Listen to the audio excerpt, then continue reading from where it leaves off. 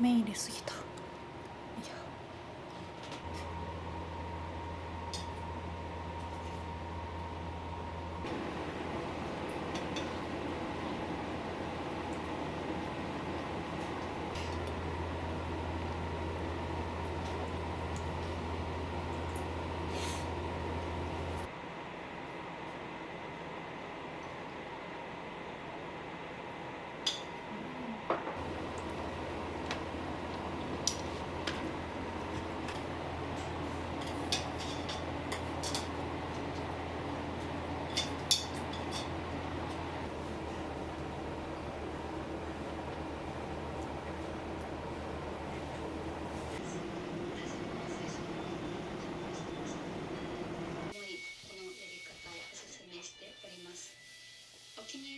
囲まれた暮らしに憧れる方はでいきましょう。身の回りということで、私は靴下やハンカチ、下着類、インナー類を見直そうと思います。グッズを買いました。水が床に落ちないような作りになっているっていう黒だったので、ちょっと上についちゃいますが、このローラーのおかげでスムーズにできるようになりました。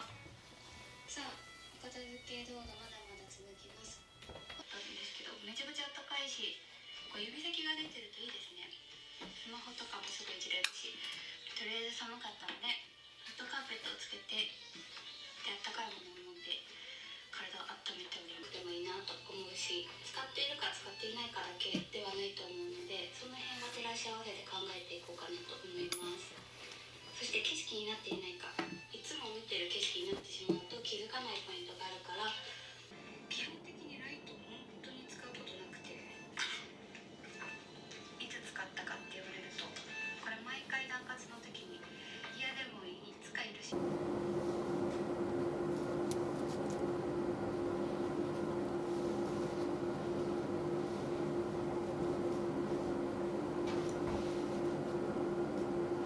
いものを残す、それさえ考えれば着たくない服を手放せるっていう感じで、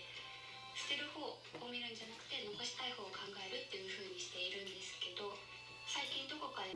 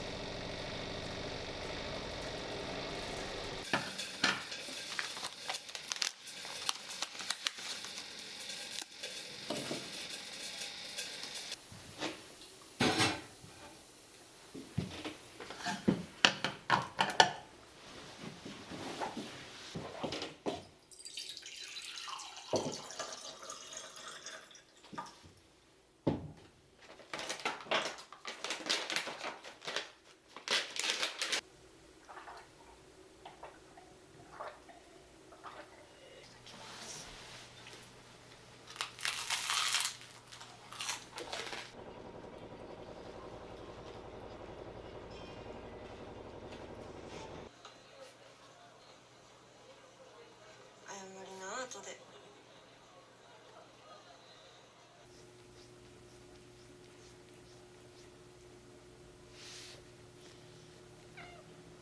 残すと基本的にはすっきりします。皆さんこれをよ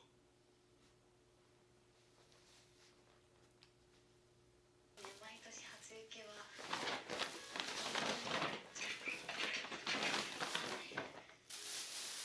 寒すぎる。私多分片付け苦手でまだ残ってるし、来年も必要だからもったいないじゃないですか。